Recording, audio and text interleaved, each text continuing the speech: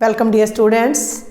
हमारा आज का टॉपिक है chapter 11 conic sections. Conic section की इंट्रोडक्शन, कैसे कॉनिक सेक्शन बनते हैं, वो मैंने अपने फर्स्ट लेक्चर में 3D एनिमेशन की हेल्प से आपको दी है। अगर आपने वो लेक्चर अभी तक नहीं देखा है तो प्लीज़ पहले उसको देखें, क्योंकि वहाँ आप अच्छे से समझ पाएंगे कि किस तरह से एक कॉनिक का सेक्शन होता है। प्रैक्टिकली वहाँ समझ पाएंगे, क्योंकि वो एक 3D हमारा जो है, जितने भी कॉनिक सेक्शन है वो एक 3D से बनकर आ रहे हैं, और बोर्ड जो है हमारा वो 2 डायमेंशनल हो जाता है, तो इस पर विजिबल इतना अच्छे से नहीं हो पाता है। ठीक है, अब है क्या कॉनिक सेक्शन? कॉनिक सेक्शन में मैंने आपको बताया था कि हम कॉनिक को प्लेन से कट करेंगे, पहली बात। ठीक है भाई, थोड़ा सा मोटा मोटा मैं मेन बातें यहाँ बता रही हूँ।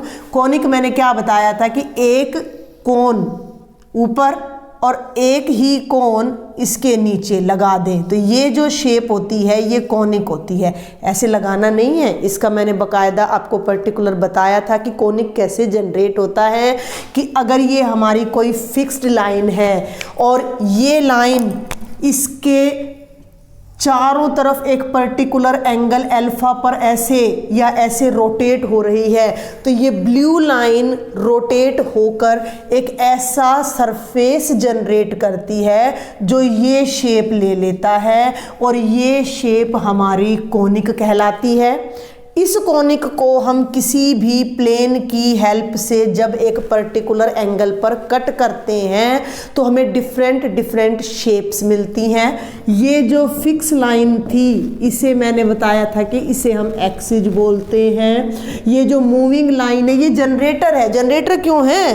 ये जनरेट कर रही है। क्या जनरेट कर रही है? सरफेस जनरेट कर रही है। भाई ये घूमेगी तो ये सरफेस जनरेट करेगी, तो ये जो सरफेस जनरेट कर रही है इसलिए इसको तो जनरेटर बोलते हैं। ये लाइन फिक्स है तो ये एक्सिस कहलाती है। और ये जो पॉइंट था इसे मैंने क्या बताया था? इसे हम इस कॉनिक का वर्टेक्स कहते हैं। ठीक है, ये सारी बातें मैं फिर बता रही हूँ, प्रीवियस लेक्चर में करवा चुकी हूँ। अब आज का जो मेरा टॉपिक रहने वाला है, ध्यान देना, मैंने 6 पार्ट आपको बताए थे कि जब हम प्लेन से कॉनिक को कट करते हैं तो 6 शेप जनरेट होती हैं। क्या? नंबर 1 मैंने बताया था पॉइंट। ठीक है, इन सबको मैं साथ साथ लेके भी चलूँगी। जब हम प्लेन को बिल्कुल एक्सिस पर परपेंडिकुलर, ठीक है, आप ये देखें कि ये आपका एक्सिस है, ठीक है, और ये आपका प्लेन है। जब ये प्लेन इस एक्सिस को बिल्कुल 90 डिग्री के एंगल पर वर्टेक्स पर कट करता है, वर्टेक्स पर, ये बात ध्यान रखनी है, 90 डिग्री के एंगल पर वर्टेक्स पर कट करता है, तो जहाँ ये टच करता है वो पॉइंट होता है। ठीक है, उसके बाद मैंने आपको बताया था कि जब ये प्लेन वर्टेक्स पर ही जनरेटर के पैरेलल कट करता है तो हमें वहाँ मिलती हैं स्ट्रेट लाइंस। उसके बाद मैंने बताया कि ये प्लेन जनरेटर इसको एक्सिस को 90 डिग्री के एंगल पर कट करता है अदर देन वर्टेक्स, तो जो शेप अब यहाँ जनरेट होगी वो आपका सर्कल होगा। ये जनरेटर जब थोड़ा सा 90 से कम एंगल पर आ जाता है तो प्लेन जब हमारा बेटा 90 से कम एंगल पर आ जाता है तो हमारी जो शेप बनती है वो एलिप्स कहलाती है। क्लियर? और जब जनरेटर के बिल्कुल पैरेलल होकर केवल एक नैप को ये काटता है तो ये हमारा क्या बनता है? पैराबोला। और दोनों नैप्स को जब ये काटता है तो हाइपरबोला। ठीक है भाई, 5th नंबर पर मैंने बताया पैराबोला, और 6th नंबर पर मैंने आपको बताया हाइपरबोला। तो चैप्टर नंबर 11 में हम इन 4 फिगर को डिस्कस करने जा रहे हैं।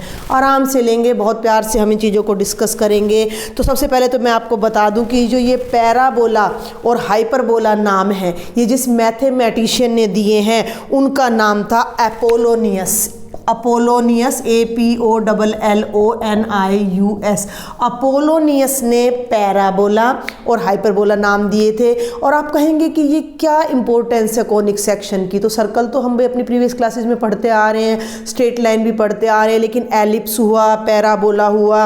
एलिप्स की शेप मैंने आपको बताई थी, ओवल होती है। पैराबोला एक यू शेप का होता है। हाइपरबोला की डबल ब्रांच होती हैं जो यू शेप में चलती हैं। इनके क्या यूज़ हैं हमारी लाइफ में? तो मैं आपको बता दूं कि प्लैनेटरी मोशन में जो ये हमारे प्लैनेट्स हैं, अर्थ है, मून है, ये अर्थ है और ये अपना जुपिटर है और तरह तरह के जो आपके जो ये सारे प्लैनेट हैं, ग्रह हैं, इनके मोशन को साइंस में स्टडी करने में हमारा ये कॉन्सेप्ट बहुत काम आता है। टेलीस्कोप्स बनाने में, एंटीनाज बनाने में, ठीक है भाई, एंटीनाज वगैरह बनाने में, reflectors, flash lights, automobile headlights वगैरह, इन सब चीज़ों में साइंस में बहुत वास्ट यूज है इन सब कॉन्सेप्ट्स का। तो ये बिल्कुल यूज़लेस नहीं है। कहीं आप सोचें कि हमें ये क्या पढ़ाया जा रहा है, तो हम स्टार्ट करते हैं आज का अपना टॉपिक सर्कल से। इससे पहले आप मेरे फर्स्ट लेक्चर को ज़रूर देखें। आज हम करने जा रहे हैं एक्सरसाइज 11.1 स्टार्ट। तो मैं यहाँ पहले लिख देती हूँ एक्सरसाइज 11.1। टॉपिक का नाम हमारा क्या रहेगा? टॉपिक का नाम हमारा रहेगा बेटा जी सर्कल। टॉपिक का नाम है सर्कल। कोई नया वर्ड नहीं है। नया क्या है? नया वर्ड है conic sections. Circle as a conic section. Conic section का इतना ही कॉन्सेप्ट है कि जस्ट आपको बस यही समझना है कि सर्कल भी कॉनिक का ही एक पार्ट है। बाकी हम इसकी सारी स्टडी इंडिविजुअल करेंगे, वहाँ कहीं कोई कॉनिक बीच में नहीं आने वाला है। हम सीखेंगे कि सर्कल की इक्वेशन कैसे बनाई जाती है। ठीक है, समझ आ रही मेरी बात आपको? ये एक तरह से हम ज्योमेट्री ही पढ़ रहे हैं। यहाँ पर 3D ज्योमेट्री, 2D ज्योमेट्री ही हम यहाँ पर पढ़ रहे हैं। हमें सर्कल की इक्वेशंस बतानी है। इक्वेशंस पता है तो सेंटर और रेडियस बताना है। तो ये चीज़ हम यहाँ सर्कल में सीखने जा रहे हैं। समझ रहे हैं आप बात? 2 डायमेंशनल ज्योमेट्री, निर्देशांक ज्यामिति जो आपने क्लास 10th में पढ़ी थी, समहाउ वहीं से ये चलेगा। क्लियर है? तो यहाँ अब हम स्टार्ट कर रहे हैं बेटा सर्कल। तो सर्कल के लिए मैं फिर से एक बार रिपीट कर दूं कि ये अब मैं बड़े आराम से, बड़े प्यार से आपको पढ़ाऊंगी, एक एक बात आपको यहाँ बताऊंगी। जो जो कॉनिक सेक्शन हम पढ़ेंगे उसी की डिटेल में आपको साथ साथ देती भी जाऊंगी एज अ कॉनिक सेक्शन। ये कॉनिक है, क्लियर है? और ये हमारा एक्सिस है, क्लियर? ये ब्लैक लाइंस जो आपको दिख रही हैं ये सारे के सारे हमारे जनरेटर हैं और ये हमारा वर्टेक्स है। आप एक सिंपल सा एक्सपेरिमेंट घर पर भी कर सकते हो। एक सॉफ्टी ले आना खाने के लिए, उससे एक ब्लैंक सॉफ्टी भी मांग के ले आना, ठीक है? और उस सॉफ्टी को चाकू लेकर ऐसे शटाक काट देना। ठीक है, समझ आ रही है मेरी बात आपको? भाई सॉफ्टी हर जगह मिलती है, गाँव में, शहर में। एक सॉफ्टी का कोन आप लाना, एक खाने के लिए ले आना, एक ब्लैंक ले आना, क्योंकि खाने के लिए लाओगे और उसको काटोगे तो सारी आपकी जो आइसक्रीम है उसके अंदर का जो इंग्रेडिएंट है वो सारा गिर जाएगा। समझ रहे हैं मेरी बात को? तो आपने एक ब्लैंक सॉफ्टी कोन लाना है, ठीक है? और उसको चाकू से, एंगल ध्यान रखना, चाकू से ऐसे आपने काटना है।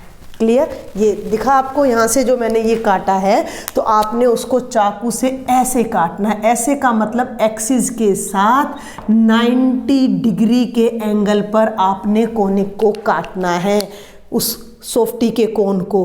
तो वो जो सॉफ्टी का कोन जो कट के जो शेप आएगी वो ये शेप आएगी। ये सेक्शन हमने देखना है, इस पार्ट को हमने देखना है, सेक्शन, कोनिक का सेक्शन। ये जो भाग हुआ है कटने के बाद, सपोज कर लीजिए कि ये होती सॉफ्टी मेरी, तो ऐसे कटने के बाद वो सर्कुलर शेप आपको वहाँ मिलेगी।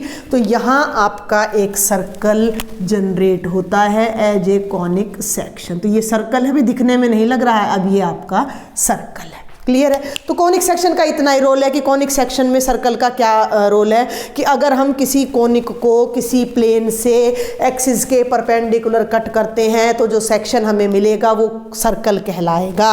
अब यहाँ सर्कल एक अलग टॉपिक के रूप में अब हम यहाँ डिस्कस करने जा रहे हैं।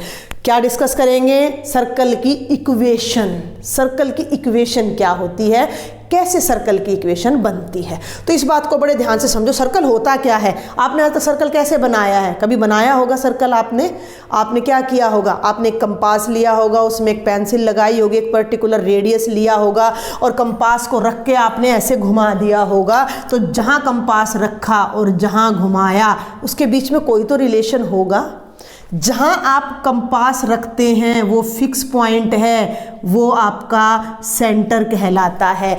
वो आपका क्या कहलाता है? सेंटर कहलाता है। ठीक है। और जितना आप कंपास को खोलते हैं वो आपका रेडियस कहलाता है। और ये जो आप फिगर यहाँ जनरेट करते हैं, ये जो आउटर बाउंड्री होती है, ये उस सर्कल की क्या कहलाती है? सरकमफ्रेंस। ये बहुत सिंपल सी बातें हैं, ये हमने अपनी प्रीवियस क्लासेस में सारी पढ़ रखी हैं 10th क्लास तक। तो फिर नया क्या है? नया है equation of circle, how to generate the equation of a circle. ठीक है। अब सबसे पहले तो मैं आपको सर्कल की डेफिनेशन दूंगी। डेफिनेशन आपने आज तक सर्कल की नहीं पढ़ी होगी। डेफिनेशन क्या होती है सर्कल की? तो सबसे पहले हम लेते हैं बेटा जी सर्कल की डेफिनेशन, समझेंगे बड़े ध्यान से। क्वेश्चंस बहुत सिंपल है लेकिन हम थोड़ा सा डिटेल में पढ़ना चाहेंगे इस टॉपिक को, क्योंकि आगे भी आपको बड़ा काम आएगा। द सर्कल, ध्यान देना, मैं समझाऊंगी अभी आपको, पहले मैं लिख दूं। The circle is the, circle क्या है? Locus of a point. अब ये लोकस नहीं पता होता कई बच्चों को, तो लोकस मीन्स पाथ, एक रास्ता। ध्यान देना है, is the locus of A point which remains at a constant distance, which remains at a constant distance from a fixed point, from a fixed point। ये बात अब आपको समझनी है। सर्कल क्या है? Circle is the locus of A point. पहले हम यहीं तक पढ़ते हैं, यहाँ तक कि सर्कल लोकस है एक पॉइंट का। ये पॉइंट है, इसका लोकस पाथ ये कैसे चल रहा है? ये पॉइंट P है और ये चल रहा है एक स्पेशल तरीके से। कैसे चल रहा है? विच रिमेन्स, विच माने कौन? ये पॉइंट, रिमेन्स माने रहता है, एट ए कांस्टेंट डिस्टेंस, एक कांस्टेंट डिस्टेंस पर, एक निश्चित दूरी पर रहता है। किससे? फ्रॉम अ फिक्स्ड पॉइंट, एक फिक्स पॉइंट से।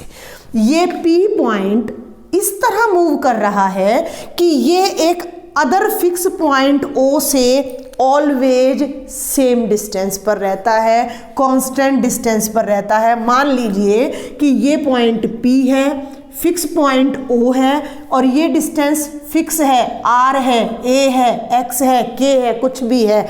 तो P जैसे जैसे मूव करेगा, इसकी जो O से डिस्टेंस है, अगर ये शुरू में हमने 5 ली है तो ये लास्ट तक 5 ही रहे और इस तरह घूमते हुए ये पॉइंट जो पाथ डिस्क्राइब करेगा, वो पर्टिकुलर पाथ, वो लोकस आपका क्या कहलाएगा? सर्कल कहलाएगा। बहुत ध्यान से समझना है आपने, बहुत ध्यान से समझना है कि सर्कल, इसी से आपकी इक्वेशन निकल के आएंगी। अगर ये कॉन्सेप्ट आपको क्लियर है तो अगर आप सर्कल की इक्वेशन बनानी भूल भी जाते हो तो आप अपने आप भी बना सकते हो उस इक्वेशन को। कैसे? देखें कि circle is the locus of A point. ये आपको याद नहीं करनी है, ये आपको याद नहीं करनी है, जस्ट समझनी है। Circle is the locus of A point P point का लोकस है, which remains at a constant distance. P constant distance पे है, किससे? From a fixed point O। ठीक है, मैंने बहुत सिंपल तरीके से लिखने की कोशिश की है कि O पॉइंट से P की डिस्टेंस, अब P यहाँ था, थोड़ी देर के बाद यहाँ आ गया तो भी ये डिस्टेंस 5 रहेगी। थोड़ी देर के बाद ये P चल के यहाँ आ गया तो भी ये 5 रहेगी। थोड़ी देर के बाद P चल के यहाँ आ गया तो भी ये 5 रहेगी। थोड़ी देर के बाद यहाँ आ गया तो 5 रहेगी और ये P यहाँ आ गया तो 5 रहेगी और यहाँ आ गया तो 5 रहेगी और P अगर यहाँ आ गया तो भी ये डिस्टेंस हमारी 5 ही रहे। तो इन दैट केस P ने चलते चलते जो पाथ डिस्क्राइब किया वो पाथ सर्कल कहलाता है। क्लियर है? ये चीज़ हम पहले भी पढ़ चुके थे, बस हमने इसको एक अलग ढंग से देखा है। अब जो ये मैंने आपको डेफिनेशन बताई सर्कल की, इसको यूज करते हुए 2 डायमेंशनल ज्योमेट्री में कोऑर्डिनेट एक्सिस का यूज करते हुए अब हम इस सर्कल की इक्वेशन फाइंड करेंगे। ठीक है भाई, आप कोई भी सर्कल बना लीजिए, हम फॉर द इंस्टेंट बीइंग हम केवल फर्स्ट क्वाड्रेंट लेकर चलेंगे। मान लीजिए ये आपका वाई एक्सिस है और ये आपका एक्स एक्सिस है और ये ओरिजिन है। तो कोई ना कोई सर्कल आपने यहाँ अगर बना लिया, ये हमने एक सर्कल बना लिया, तो सर्कल का ये तो सेंटर हो गया O और ये वो पॉइंट हो गया P जो मूव कर रहा है। अब जब हम क्योंकि कोऑर्डिनेट एक्सिस पर काम कर रहे हैं तो इन पॉइंट्स के कोई ना कोई कोऑर्डिनेट जरूर होंगे। ठीक है, अब एक बात का आपने ध्यान रखना है कि ये O पॉइंट फिक्स है। फिक्स है तो हमने मान लिया कि इसके कोऑर्डिनेट्स क्या हैं, H, K है। सेंटर के जो कोऑर्डिनेट्स है, भाई आप एक सिंपल सी बात समझो ना कि यहाँ अगर मैंने कोई पॉइंट ले लिया x, तो इसके कोई ना कोई कोऑर्डिनेट्स तो a ले लिया, मान लो इसके कोई ना कोई कोऑर्डिनेट्स तो जरूर होंगे। यहाँ से ये डिस्टेंस लेंगे और यहाँ से ये, मान लो ये डिस्टेंस 4 है और ये डिस्टेंस 5 है, तो इसके कोऑर्डिनेट्स कितने हो जाएंगे, 4,5। सिंपल सी बात है, ये तो हमने अपना कोऑर्डिनेट ज्योमेट्री में सारा पढ़ रखा है। तो हमने मान लिया कि जो सेंटर के जो कोऑर्डिनेट्स हैं वो तो h के हैं, because these are fix, move नहीं करेगा, सेंटर तो फिक्स है। और P क्योंकि मूव कर रहा है, पाथ बना रहा है, बार बार चेंज होगा, तो इसके जो कोऑर्डिनेट्स हैं वो हमने ले लिए x, y। सिंपल, समझ आ रही है बात यहाँ तक। अब हमें ये कहा गया है कि O से P की जो डिस्टेंस है ये कांस्टेंट है, ये r है। हमें ऐसा कहा गया है बिकॉज OP जो है डिस्टेंस वो फिक्स है, किसके इक्वल है, r के इक्वल है। OP डिस्टेंस किसके इक्वल है, r के इक्वल है। OP डिस्टेंस कैसे फाइंड कर सकते हो, using distance formula, 10th class में हमने पढ़ा है। तो डिस्टेंस फॉर्मूला क्या था, अरे के ठोका पिट्टी करो हो नोनू।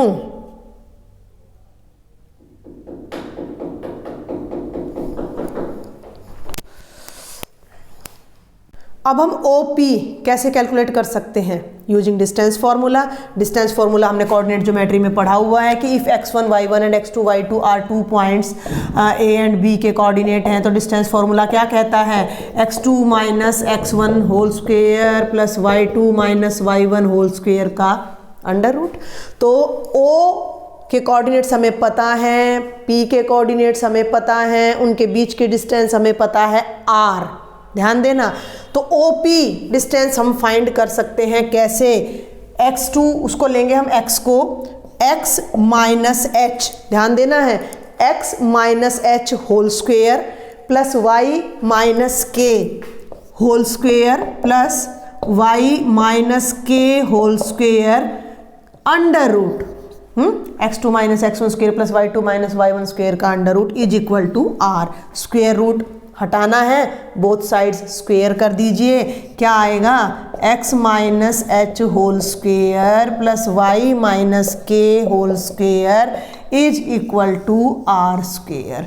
और ये जो एक्सप्रेशन आपको मिला है, this is the equation of a circle whose centre is H K and radius is r। ध्यान देना है, this is the equation of a circle, this is the equation of a circle with centre H K. ध्यान देना है, centre पर जो coordinates हैं वो अगर h, के हैं and the radius of that particular circle is r। तो ये एक्सप्रेशन हमें उस सर्कल की इक्वेशन देता है। समझ रहे हैं आप इस बात को? क्या हमें अभी तक क्या कंक्लूजन निकला है कि अगर हमें किसी भी सर्कल के सेंटर के कोऑर्डिनेट्स पता हैं और उसका रेडियस पता है, तो with the help of this we can find the equation of that circle. एक छोटे से एग्जांपल से मैं आपको इसको समझाने की कोशिश करती हूँ। मान लीजिए कि मैंने कोई सर्कल बना दिया जिसका सेंटर है O 2,3, रेडियस मैं ले लेती हूँ मान लीजिए 4 यूनिट, और हमें उस सर्कल की इक्वेशन फाइंड करनी है। तो H के प्लेस पर वैल्यू 2 है, K के प्लेस पर वैल्यू 3 है, R के प्लेस पर वैल्यू 4 है। तो हम इसका यूज कैसे करेंगे? अब इक्वेशन ऑफ सर्कल क्या हो जाएगी, x minus 2 whole square plus Y minus 3 whole square is equal to 4 whole square. हम इसे खोल सकते हैं, a minus B whole square से X square plus 4 minus 4x, Y square plus 9 minus 6x is equal to 16। जिन students को ये समझ नहीं आया मैंने क्या किया है, a minus B whole square is equal to a square plus B square minus 2ab, simple identity use की है मैंने। अरेंज द टर्म्स, ध्यान देना भाई। अब एक्स स्क्वेयर, फिर मैं लूँगी प्लस वाई स्क्वेयर, फिर मैं लूँगी माइनस 4x, ये y आएगा भाई यहाँ पर, माइनस 6y। अब कांस्टेंट देखें, 4 प्लस 9 13, और 13 में से 16 इधर आकर माइनस हो जाएगा तो माइनस 3 इज इक्वल टू 0। ये हमारी सर्कल की इक्वेशन है। ठीक है, सर्कल की इक्वेशन की एक खासियत होती है कि वो उसमें एक्स स्क्वेयर और वाई स्क्वेयर दोनों के कोफिशिएंट्स सेम होते हैं। एक्स वाई की कोई टर्म उसमें नहीं होती है। एक्स इंटू वाई करके कोई भी टर्म सर्कल की इक्वेशन में आपको नहीं मिलने वाली है। ये बहुत बाद की बातें हैं, अभी तो हमने शुरुआत की है और एनसीईआरटी का ही अभी हम करेंगे, कॉम्पिटिटिव लेवल का कुछ नहीं करेंगे। तो सिंपल आपने जस्ट ये ध्यान देना है कि आज अब हम क्या सीख रहे हैं, हम सिर्फ एक सर्कल की इक्वेशन फाइंड करना सीख रहे हैं। कब? जब हमें उस सर्कल का सेंटर और सेंटर के कोऑर्डिनेट्स और रेडियस पता है। तो this is the standard equation of a circle whose centre is H K and the radius is are.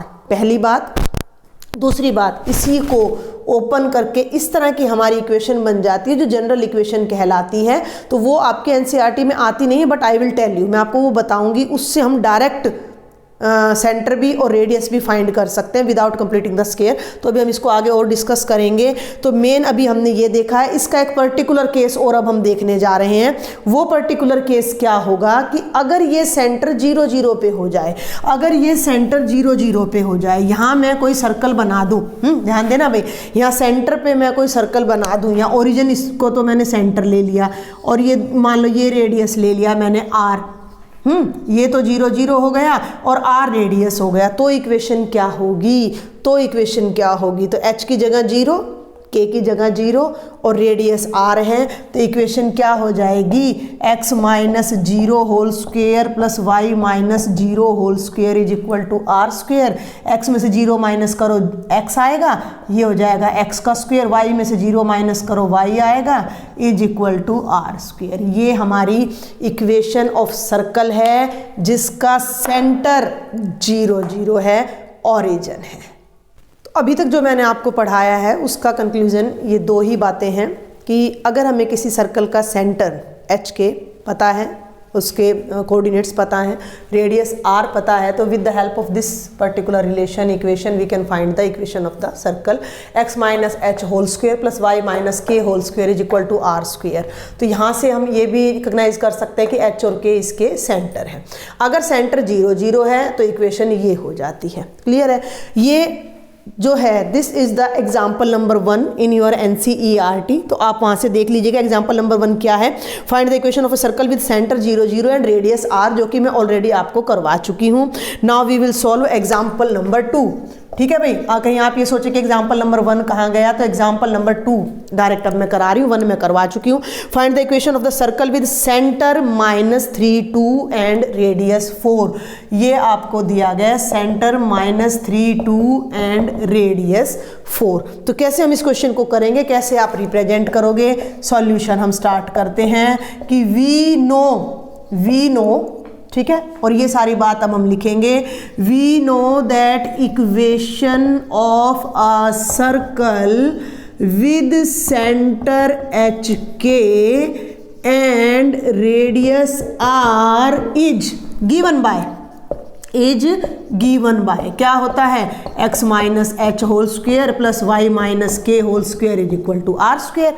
ये बात हमने लिख दी, अभी हमने डिस्कस की है। Here means in this question h कितना है? -3 है, k कितना है? 2 है, r कितना है? 4 है। तो जो हमारी इक्वेशन ऑफ सर्कल बनने जा रही है वो क्या हो जाएगी? x माइनस h नेगेटिव है तो ऑफ -3 होल स्क्वायर। मैं बार बार होल स्क्वायर बोल रही हूँ क्योंकि पूरी टर्म का हमने स्क्वायर करना है।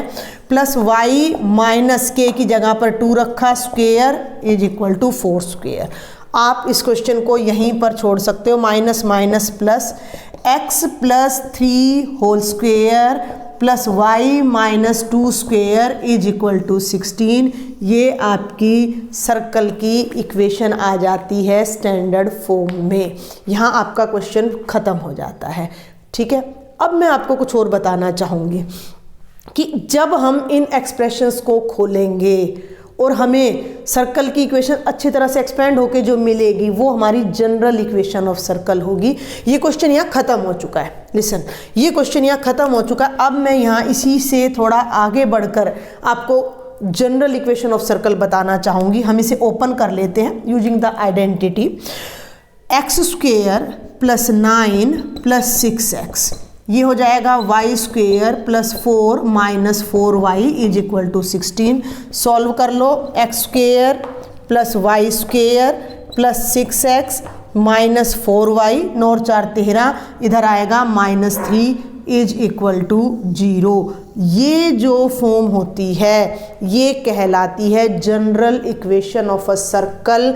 और ये कैसे लिखी जाती है? X square plus y square plus 2gx plus 2fy plus c is equal to 0। इस तरह से हम इस इक्वेशन को लिखते हैं। ध्यान देना, एनसीईआरटी में नहीं है। एनसीईआरटी में आपको इस तरह की इक्वेशंस मिलेंगी। इनसे आपने सेंटर और रेडियस फाइंड करना है। वो आप कैसे करोगे? Bye completing the square. लेकिन अगर आपको स्टैंडर्ड जनरल इक्वेशन पता है तो आप यहाँ से डायरेक्ट सेंटर और रेडियस कैलकुलेट कर सकते हो। किस तरह से? दोनों तरह से अब हम देखेंगे। तो यहाँ मैं पहले आपको बता दूँ कि देखो, अब x का जो कोफिशिएंट है मैंने उसे 2g लिखा है और यहाँ x का कोफिशिएंट है 6। इसका मतलब 2g की वैल्यू कितनी हो गई? 6। ध्यान देना, तो g की वैल्यू कितनी हो गई? 3। क्लियर? यहाँ y का कोफिशिएंट 2f है और यहाँ y का कोफिशिएंट -4 है, तो 2f हो गया -4, तो f की वैल्यू आ गई -2। यहाँ कांस्टेंट टर्म c है तो यहाँ कांस्टेंट टर्म हो गई -3। ये 3 टर्म हमें यहाँ से मिल रही है, g, f और c। ठीक है, ध्यान से सुनेंगे मेरी बात को। अब अगर हमें जनरल इक्वेशन पता है तो इससे हम सेंटर और रेडियस डायरेक्ट कैसे निकाल सकते हैं, यहाँ बताती हूँ मैं आपको। अगर हमें जनरल इक्वेशन है तो सेंटर होता है -g और -f। ध्यान से, -g का मतलब x के कोफिशिएंट के हाफ का नेगेटिव। g कितना आ रहा है? 3, तो उसका नेगेटिव यहाँ कितना हो जाएगा? -3। क्लियर? f कितना आ रहा है? -2, उसका नेगेटिव कितना हो जाएगा? 2। आप देखिए आपके क्वेश्चन में सेंटर क्या था? -3 2 था, इससे डायरेक्ट हमारा आ गया। रेडियस कैसे निकलता है? r निकलता है g square plus f square minus c का अंडर रूट। ध्यान देना, g का स्क्वेयर करोगे, g कितना है आपका? ये रहा 3 स्क्वेयर 9, f स्क्वेयर 4, तो 9 प्लस 4 और माइनस c ऑलरेडी माइनस है तो माइनस माइनस प्लस का 3, 13, 16 का अंडर रूट करोगे तो 4। आप क्रॉस चेक कर सकते हो कि आपकी स्टेटमेंट में भी रेडियस 4 था और इससे भी हमारा रेडियस 4 ही आ रहा है। ध्यान से समझें इस बात को कि ये जनरल इक्वेशन है। अगर आप किसी सर्कल की इक्वेशन को इस फॉर्म में आपको दे रखा है तो आप इससे उसको कंपेयर कीजिए। g निकालिए, f निकालिए, c निकालिए। g माइनस f आपका सेंटर होगा और g square plus f square minus c का अंडर रूट आपका रेडियस होगा। ये डायरेक्ट तरीका है क्वेश्चन को करने का। अभी नेक्स्ट जो एग्जाम्पल है वो इसी फॉर्म में आपको इक्वेशन दे रखी है और हमें सेंटर और रेडियस निकालना है। मैं दोनों तरीके से आपको बताऊंगी, कंप्लीटिंग द स्क्वायर से भी और इससे भी। नेक्स्ट इज एग्जाम्पल नंबर 3 बेटा, बहुत ध्यान से समझना है। Find the centre and radius of circle x² + y² + 8x + 10y - 8 is equal to 0।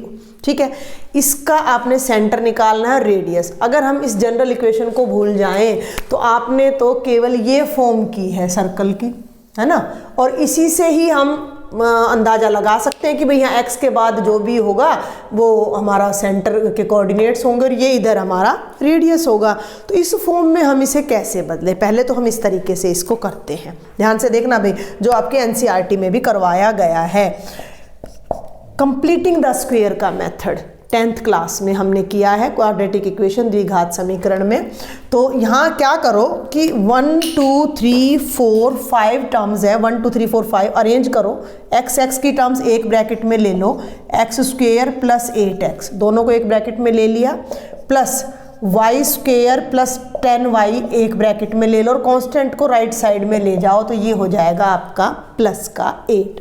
Clear. अब स्क्वायर कंप्लीट करना है। स्क्वायर कंप्लीट करने के लिए आप याद करें कि एक तो x स्क्वायर का कोफिशिएंट हमेशा 1 होना चाहिए, और फिर हम क्या करते थे, अगर आपको नहीं पता तो 10th क्लास का आप मेरा लेक्चर भी देख सकते हो। इस तरह का हम करने के लिए क्या करते थे कि half of coefficient of x का स्क्वायर ऐड एंड सब्ट्रैक्ट करते थे।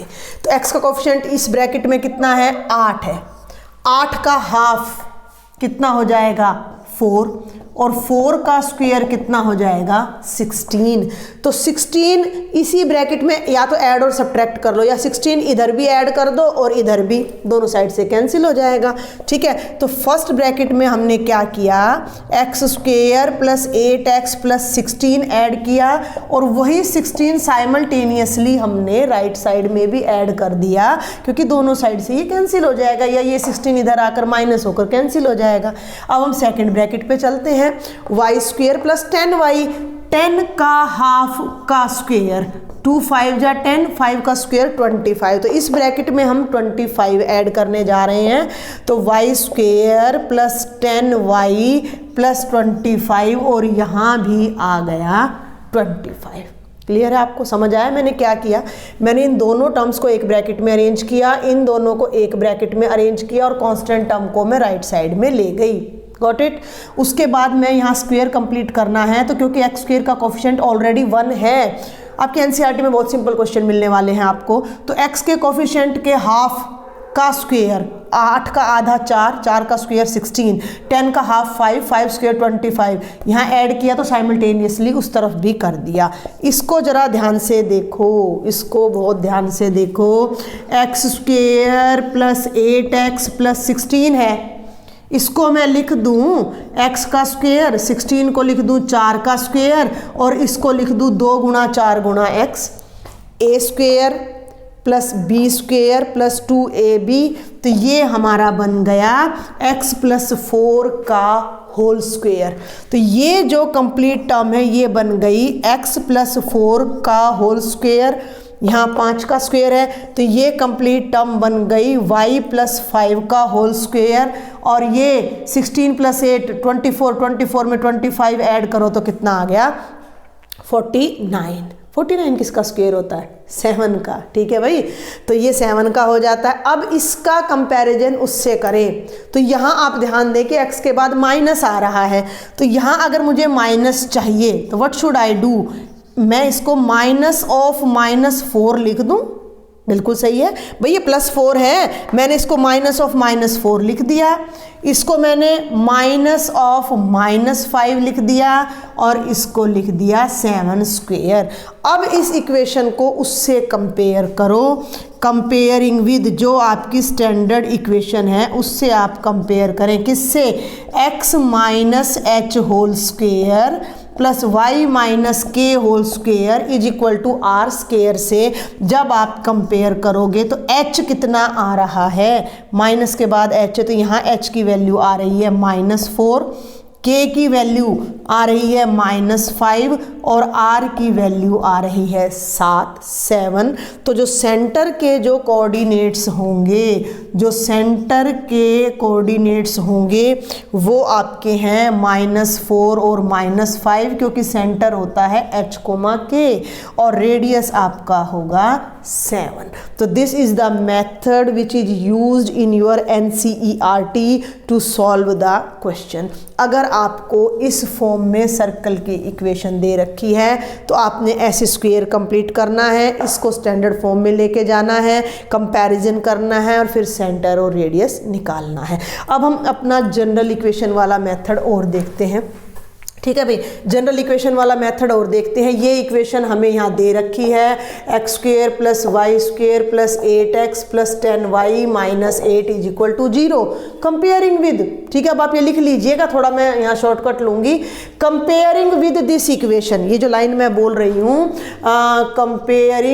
कंपेयरिंग विद दिस इक्वेशन, तो जरा कंपेयर करो x² + y²। यहाँ x का कोफिशिएंट 8 है और यहाँ x का कोफिशिएंट क्या है, 2g।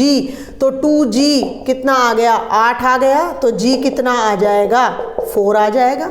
y का कोफिशिएंट 10 है, यहाँ y का कोफिशिएंट 2f है, तो 2f = 10, तो f कितना आ गया, 5 आ गया। और यहाँ कांस्टेंट -8 है, तो c कितना आ गया, -8। बहुत सिंपल, बिल्कुल आसान। अब हम यहाँ डायरेक्ट लिखेंगे, वी नो, हमें पता है कि सेंटर कितना होता है, -g -f, तो g कितना आया है, 4, तो सेंटर हो जाएगा -4 -5। खत्म क्वेश्चन। रेडियस क्या बताया था मैंने, g² + f² - c का अंडर। अगर आपके मन में कोई डाउट हो कि ये फॉर्मूले आए कहाँ से हैं, तो हमने स्टैंडर्ड इक्वेशन, जनरल इक्वेशन को इस तरह स्क्वायर कंप्लीट करना है और फिर ये फॉर्मूले वहाँ से इसको इस फॉर्म में हम बदलते हैं कंप्लीटिंग द स्क्वायर से, और तब ये हमारे जो है वैल्यूज़ आती हैं।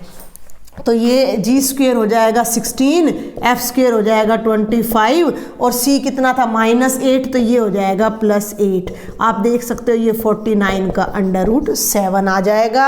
तो ये मेथड कंपैरेटिवली इजी पड़ता है, अगर आप इसको समझ पा रहे हैं तो गलत कोई भी नहीं है। You can attempt the both, लेकिन आपको लिखना पड़ेगा कि कंपेयरिंग विद दिस वन, और ये हमारा सॉल्यूशन आ जाएगा। एक लास्ट क्वेश्चन और रह गया।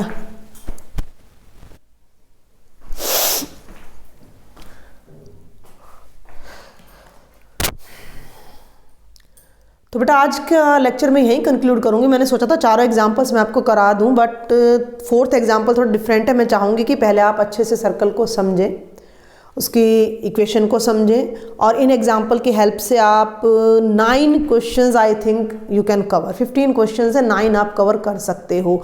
तो ये सारा कॉन्सेप्ट जब आपको क्लियर हो जाएगा, आफ्टर दैट हम एग्जाम्पल नंबर 4 और उससे रिलेटेड क्वेश्चंस करेंगे। कोई भी डाउट है, कोई भी क्वेरी है, कुछ समझ नहीं आ रहा है, then please do write me in the comment box. आप मेरा व्हाट्सएप ग्रुप ज्वाइन करें and please share my lectures with maximum students. Thank you बेटा।